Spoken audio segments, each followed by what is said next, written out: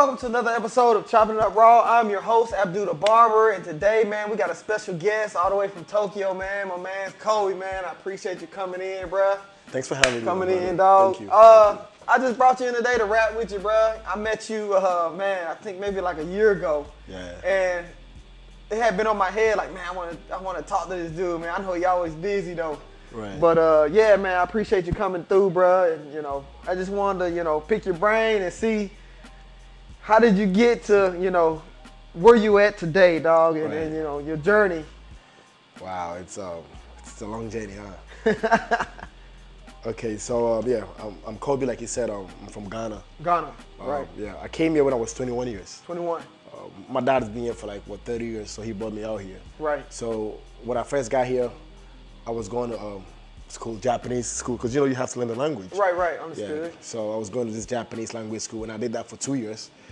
And then after the language school, I went to this university. All right. But it's affiliated to Wisconsin in the States. It's called Lakeland College. Oh, yeah, I know Lakeland. Oh, you know Lakeland? Yeah, So that's where I went to. Yeah, I did business management, and yeah. But whilst I was going to school, doing this language school and well into the uni, Right. I was doing part-time at my dad's club that used to be called Club Midas. Midas, I heard, yeah. Yeah, that Midas, was it's like Midas back in the day. back in the days, man. Yeah. It was like the biggest hip hop club in Tokyo. Midas. Dang, that was a minute ago. Yeah. I used to bartend there. Okay. Yeah, so that was the only club you could find a lot of celebs coming through, back in the days like this. I'm talking about 13, 15 years ago. Right. We had Beyonce, Right. Rihanna, everybody would come through yeah. Midas. Yeah, and we had a little situation. At that time, the Japanese had a very funny law that says no dancing. I don't know if you heard about that. that. I remember that shit. Yeah. Yeah, that was crazy though, you Yeah. know. So I remember one time I was working in the bar and the police just came through Oh, shit. and they took everybody, including myself. Took everybody to jail. Yeah, and it's crazy that I had to stay in jail for 10 days just because people was dancing. That's insane, bro. It's so insane. It just does not make no sense. You was young, man. I was young, man. I didn't You know what was going bro, on. trust me, I'm in jail, I'm literally crying. I'm like, what is going on? Yeah. I was 22 or 21. I'm like, Right. what is this? I was so surprised. Why will somebody get arrested for another person dance? It does Right. not sound right in my ears, Right. So yeah, but yeah, that's the law. So I was there for a couple, 10 to 12 days. I came out. The club was closed down. We had to figure out what we're gonna do next. So yeah, then I had to do another. I have to figure out my way out. Right, so I have to figure out what I'm right. gonna do because I cannot expecting my dad to do everything for me. Yeah, And understood. when the club closed down, he moved to Osaka. He moved to Osaka. He was working with a Japanese restaurant called Cosmopolitan. I've heard of that one. In they got Osaka. some in Tokyo now, right? Yeah, they got. I heard he had a hotel. I'm not sure about a hotel or something. Yeah. So yeah, he was the manager over there. But I was still in Tokyo, and I had to finish my school. So I did my school. When I was in school, I was still doing this part-time thing. I was working with my boy called Eric. Right. He's SFL. Okay. He brings artists. He's doing a lot of shows right now. SFL, I've heard of SFL, that, yeah. He does a lot of shows. He brings Okay. a lot of artists. So we started the whole SFL thing together. We're doing a lot of shows. And there was this friend. He used to come to Midas. Right. He's my dad's friend. He's from South Sudan. His name is Kazim. Okay. So he used to come to Midas, and he has always wanted to do something when it comes to the club business. Right. He kind of had passion for Right. it, So I think he went to Osaka to see my dad, and they spoke about it, and he was like, "Yo, Frank, let's do something together. Yeah. I know you have the experience. You've been here for years. We've known each other for years, so we can come up with something together. I really want to do this." Right. Frank was like, "Yeah, okay." That's what I've been doing, so I have passion for it. I still want to do it. So they came together. They called me. We sat down. We came up with a strategy and a plan, and that's how we have R2 now. And then after R2, we did R1. R1. So the reason why we didn't do R1 first was because R2, we bought it from a whole different people altogether. There were different owners Okay. that used to own R2. So we bought it from them. They sold it to us. Understood. And then R2 already had the name. Right, so R2 had already built it, so we just kept the name. And built on top Exactly, you know. So when we took that name, and then when we had another opportunity to open another place, it was like, okay, fine, we have the R2 brand. Let's just get R1. So that's why we named the other place R1, which is a restaurant and a bar, and a restaurant and a bar. But R2 is more like a lounge. Right. Yeah, then fast forward, business being so good, God being good, we had R3 now, and R3 just right underneath Underneath the basement, right? basement R2. Yeah, R3 is a club, like, you know, big. So, you know, that is just to brief the whole thing, you know what I'm saying? Because the journey's been long, but I must making a shot. Yeah. So yeah, this is where I am right now. Quite a journey, moment. man. Quite a journey. Yeah. But, I mean, I'm seeing it. I'm watching you, you know, and like I said, I spoke to you a couple times, right? We did, yeah. And I remember the first time going to, I went to R2. One of my friends, he'd be here in a little bit. He took me there, and I was like, man, what is this place? I don't go to Tokyo too much. And I seen it, I was like, man, this is pretty dope, yo. I like the vibe here in R2, right? And I like to smoke cigars, so I can smoke cigars here, so I can, you know, chill. And ever since then, I really had a liking towards it, right? So he took me to R3, man, and, you know, same thing. I like the vibe in there. It's pretty chill, right? So, but y'all doing y'all thing, man. I appreciate it, you know, to go somewhere and actually enjoy it, right? Right, you right, know? exactly, yeah. It's more of an older crowd, which I'm not going towards, you know, the young. Yeah, exactly. I can't do that no more. And the good thing about it is, like, we have mixed races. Everybody's welcome. Everybody's in there. You know, you can find who you might meet. exactly. You know what I'm saying? And it's actually good for foreigners to interact with Japanese too, because everybody that comes there speaks English. Right. Yeah. So, yeah, I think that's pretty dope, man. So, tell me about, since you've been here. Yeah. Here in Japan since you was in your 20s, right? With your experience here, I know that going to jail was probably not so much of the best experience, but like it wasn't. Since then, how do you feel being here now from then until now? Like, how is that? When I first got here, like I said, I was so young and I wasn't really used to a lot of things here because, you know, I come from Ghana, so it's a whole different thing altogether. A lot of the system there is different, and the system here is totally different. Japan is so developed. Right. Where I come from is a third world country. I have to be honest with you. You know, so everything here was so fresh and so new to me. And I have to try myself to adapt to it so fast. You know, so but lucky for me, my dad has been here already. Right. So it made it a little bit easy for me because there's certain things he might correct me. You know what I'm saying? He can show me a lot of stuff that, you know, that really helped me a lot. And yeah, going to school too helped a lot too. You know, you meet a lot of people, you interact with people. Right. So it was a good experience. Right. Racism is everywhere.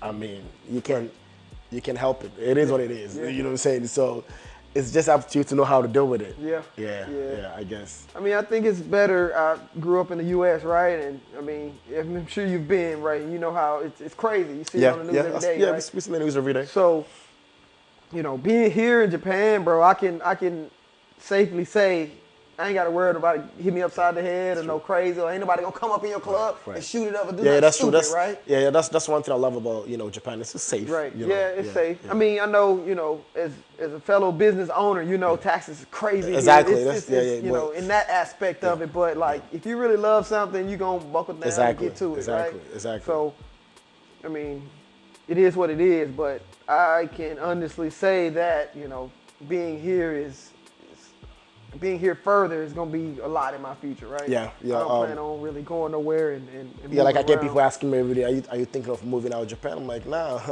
I'm here, bro. Nah, I don't see myself moving out of Japan. I might want to expand my clubs to different countries, but not to move out from Japan because I'm established here. I love this place. It's part of me. I see myself a little Japanese. You know, it's part of me right now. Yeah. Because I spend most of my life here than I spend anywhere else. Right. Yeah. Right. So what's in the future for you, man? Like what you got in the?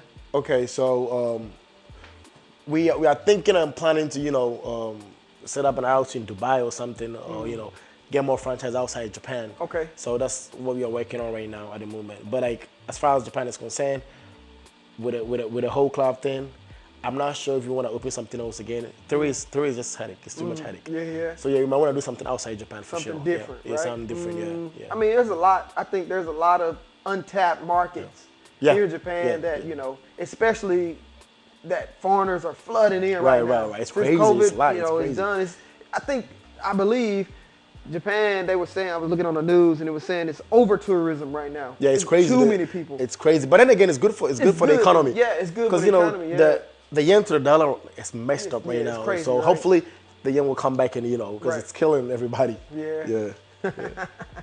So for somebody that's I say that's in a realm of trying to create and trying to build something, from a successful person like yourself, what advice would you give them, and what would you say? Yeah, I always tell people, like, at the end of the day, like, it's all about being honest to yourself. When I was growing up, I kind of have that mentality. The ones you got to be able to save. Saving is very important. Be able to take all type of risks. It don't really matter. It don't really matter to me. But you have to be able to take all type of risks. Be honesty, and I believe in God so well. So whatever you believe in, pray to it. Whatever it is you believe in, just just when you wake up, just pray and say, God, I want my life to be like this. Help me. Give me the directions. Give me the favor. All these things are very, very important to me. Okay. So whatever you believe in, say those words to that. And understood. And get a mentor is very important too. Be around great people. Be around certain people that will give you good advice. Right. You know what I'm saying? Yeah. At the end of the day, you are who you associate yourself with. You got to go to bed with that person. Exactly. I've always been told, to do that. To if you have something you believe in, and I always believe in affirmations. Right. Say it. Keep exactly. Saying it. Say it. It works, every bro. day. It works. I got a board at the house, Yeah. and I wrote down. What I want is right there. It works. On the board. It does. It does. It's the power of the tongue. It really works. It's the strongest. It comes to manifestation. It works. Trust me. Like, you know what I'm saying. Like, it's crazy because when I was in Ghana, and even I was so young, I used to tell myself I own a club someday. I was always, I own a club someday. My friends will tell you this. They will attest to it. And now I'm here. So these things really works. Trust me.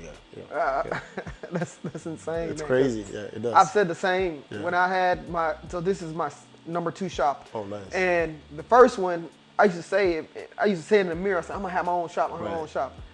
And I got it, but like it didn't really hit me until maybe like 2 years in, and I was standing in front of the mirror and I was thinking like, dang. You know what you said to yourself. This shit kind of blew me like, whoa, what the fuck? I just, and I would say it, right? And after I got, into that shop, I was like, man, I need something bigger. I want to get something bigger. I know I'm gonna find something. Right. And, now I'm here. And this is one reason why I wanted to have a bigger shop so I can do stuff like this. Exactly. My goal is to have, people from our community to come in so I can, how can I put it? Bring exposure to our community, right? You know what I mean? Because it's people coming. I get people all the time texting me, man, I want to come to Japan. I want to, move to Japan. I want to do this, and it's like it's possible. It's 100% possible. And I believe that there's no reason not to share information. I know, right? You know what I mean? And some people be trying to like hold it, like. What's the point of I keep telling doing people it? they are suckers. I mean, come on. I mean, you have nothing to lose. Nothing. You have nothing to lose to sharing information to people. If somebody want to come here and be a barber, that's fine. I'll tell you how to do it. Easy. I'll help you. If you're in a position to help other people, it's not going to take anything from you. None whatsoever. It don't cost. Matter of fact, God is going to even bless you more. You know what I'm saying? Like, it's not we rise by lifting artists at the end of the day. So that's one thing about me. Like, listen, I cannot help everybody, but if I'm in a position to help somebody, I'm willing to do it. It's just 100%. it's just a blessing to yourself too. Yeah, you know, exactly. What goes around comes. You bless yourself by blessing others. What goes around comes around, like you said. But definitely, bro. I don't mean to cut you off, but I gotta pay a few bills real quick. Shout out to Pro Shield. Pro Shield is your #1 shea glaze. You can only get this here at Foreign Cuts. Man, I came up with this stuff by. You did it yourself? Yeah, I came up with it 2 years, about 2 years ago, bro. My skin was so dry. I mean, Oh, nice. So the water here and the air. Shea butter? Especially, yeah, bro. Bro. Yeah, I could tell. Yeah. So I came up with it because my skin was it was terrible, bro, and I needed something, for my hair and skin, right? And I created it, and it's been, flying off the shelf. But I think that we here in Japan, we need something like that, right? Yeah, You know what I yeah. mean? And I've been dishing it out, put it out, tell my homies all the time. But yeah, man, I think anything somebody want to do, you can definitely do it, man. Yeah, of course. Definitely Anything you you can set do your it, mind bro. on, you Yeah, can do it. You can make it happen. Yeah. I mean, if somebody's doing it, why can't you do it? Yeah, You why know, not? Yeah. We all have the same 24 hours. If he's doing it, you can do it too. You can probably do it better. Yeah. Yeah. Yeah, man. But like I said, man, I really appreciate you coming through, bro. Anytime, my brother. Yeah. I'm gonna get Thanks out for having there me, and though. visit, dog. Yeah, come through Get out anytime, there man. and visit, Anytime. man. Yeah. I know you be moving and grooving out there, so it'd be hard to catch Yeah, up with you yeah. sometime. But yeah. Did you have anybody to shout out before we get up out of here? Yeah, just few friends. Shout out to Gado, my brother from Ghana. Shout out to my paps. Shout out to my other partner, Kazim. Shout out to my friend, Gaga. Shout out to Junpei. Man, I can't say everybody. Shout out to everybody. Shout out to all my loved ones. I love everybody, man. Hell yeah, man. That's how it's supposed to be, dog. But yeah, like I said, appreciate you coming through again, One love, man. man. One love. Well, It's always anytime. good to Anytime. see you. Yeah, Anytime. definitely, Fun man. catching up. Time, man. So that's been another episode of Choppin It Up Raw. I'm your host, Abdul the Barber. And as always, man, foreign cuss forever.